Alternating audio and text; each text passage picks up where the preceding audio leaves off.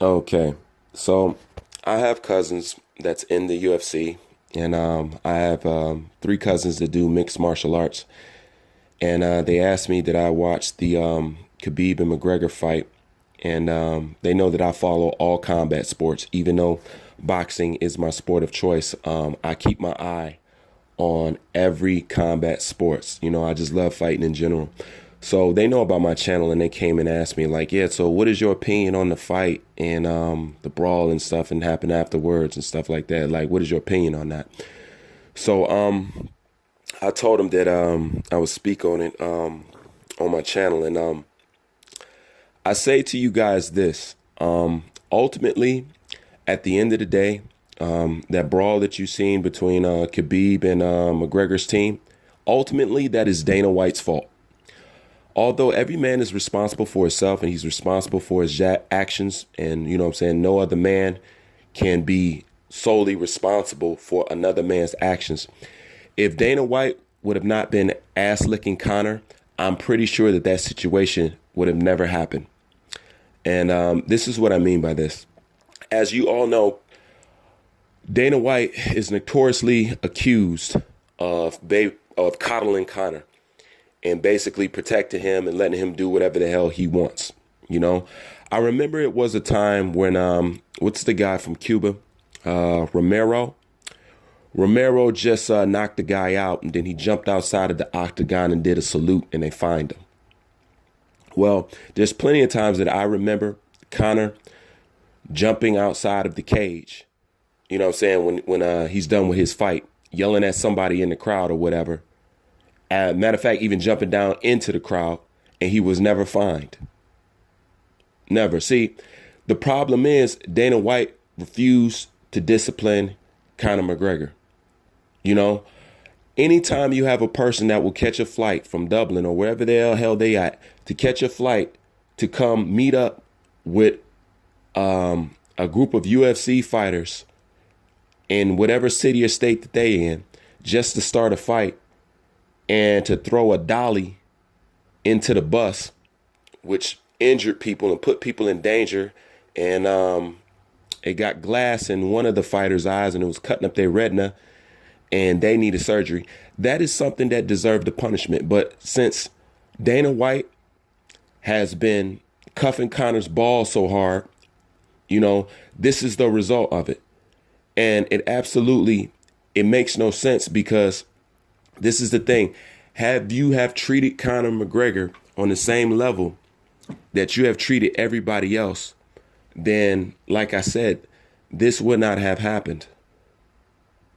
Dana White allows Conor McGregor to show up to the press conference late.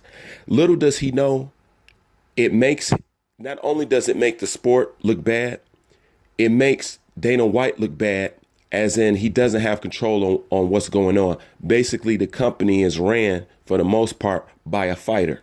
And a fighter is able to bend the rules because of the amount of revenue that he's able to bring to the sport.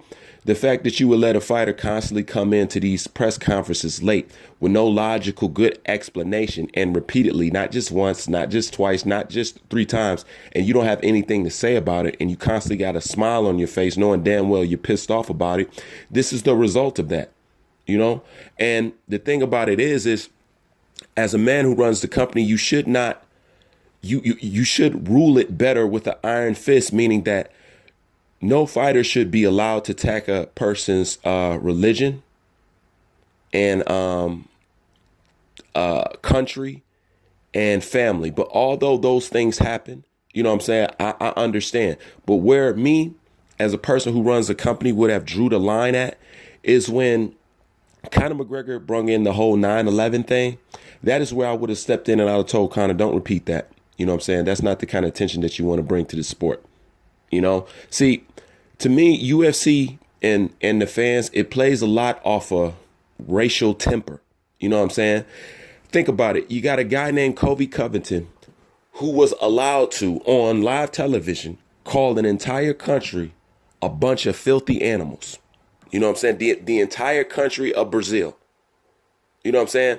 And when you think about it, I think the country of Brazil has contributed more to UFC than any other country that I know of. You know what I'm saying? Hell, I think majority of the people in the UFC is from Brazil or have trained in Brazil in some kind of way. You know what I'm saying? But he was allowed to say that. And then on top of that, turn around and slap a Make America Great Again hat on. I mean, come on, it's not hard to figure out who he's trying to appeal to when he does stuff like that. You know what I'm saying? Look at the treatment of Tyrone Woodley. Tyrone Woodley is a fucking Boy Scout.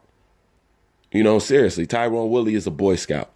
Yet, every time I go online, which is why I don't talk about UFC, every time I go online, they always go racial. It never fails. It's always some Tyrone Woodley nigger this and Tyrone Woodley that and this, that, and the third. It's always racial. That's why I don't comment on UFC. That's why I don't report on UFC. I like UFC, but every time I'm in the YouTube comment section with these guys, it goes racial quick.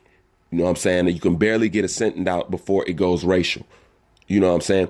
And you can say the same thing with Conor McGregor. You know what I'm saying? Calling Nate Diaz a fajita. And then calling him a crackhead cholo from the hood. You know what I'm saying? And then calling him a cockroach. We all know that those are racial slurs for Mexicans. They are. You know what I'm saying? And yet people want to pretend like the things that Conor have said at times have not been racist. And they have. I'm not calling Conor McGregor racist. I'm saying the things that he have said he's racist. He did call Nate Diaz a fajita. You know what I'm saying? He did call Nate Diaz a cockroach. He did call Nate Diaz a Dorito. You know what I'm saying? When somebody says something like that, where are they pulling that from? That's racial stuff. You know what I'm saying? Even Aldo. Even stuff that Conor McGregor said about Aldo. Talk about riding into his country on bareback and making his people work in sweatshops or something like that, knowing that that's kind of the history of where he comes from. You know what I'm saying? So it's always some racial background with the UFC. But let me get back to the meat and potatoes. So the point is, when you got people talking like that, you know what I'm saying? Attentions and emotions is going to run high. And think about this. Think about how offended Khabib was. You just got McGregor. You just beat Conor McGregor and got him to tap out in a rear naked choke of all things. You know what I'm saying? That you know what I'm saying? The same thing that Nate got his ass out there with. And just think about that. He just beat Conor and he's still mad. He just beat him and he was still furious.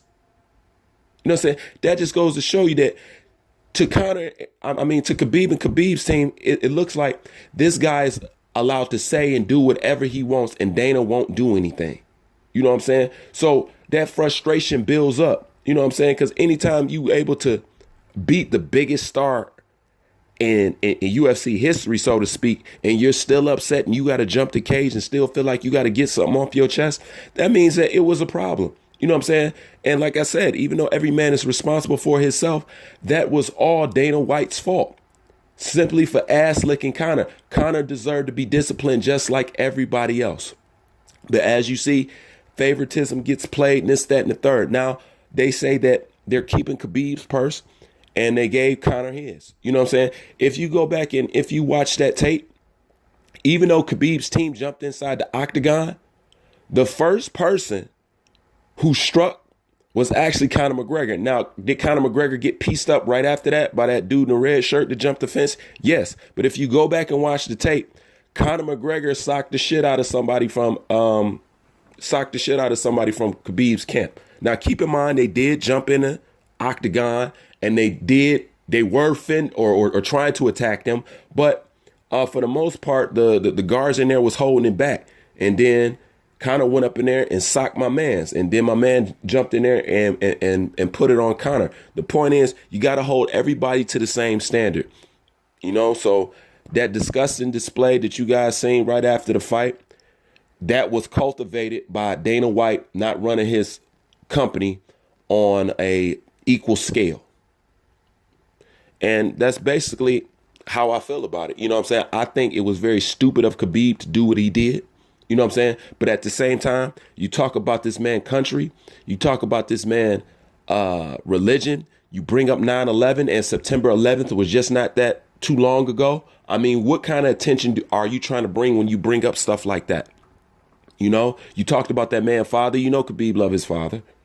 You know what I'm saying? But I understand all those things is normal. But as soon as it got in that political realm, you know what I'm saying? The whole 9/11 terrorist Putin thing, you know what I'm saying? They should have left that out. But UFC plays a lot off race. You know what I'm saying? You just have to pay close attention to know that that's what they're doing. You know what I'm saying? Like the UFC even caters things around, like, it's a reason why they try to push people like Paige Van Zam on you. And it's a reason why they try to push people like Sage Northcutt on you. You know what I'm saying? They just physically didn't live up to the expectations, but they have that blonde hair, blue-eyed look that they want to go for, that they're trying to sell. So they're very aware of what they're trying to do.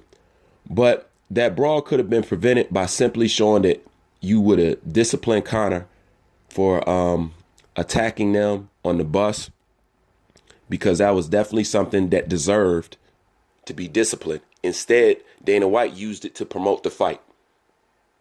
So if you ask me, Dana ass need to be docked too. You know what I'm saying? And that's just the real of it, and that's just my opinion on it. You know, things wouldn't have got out of hand if Dana White would have been equal and shown sternness along with Conor McGregor. The problem is Conor McGregor feels like he can do whatever he wants to do. And that's my opinion on it. Bruce Wayne, I'm out.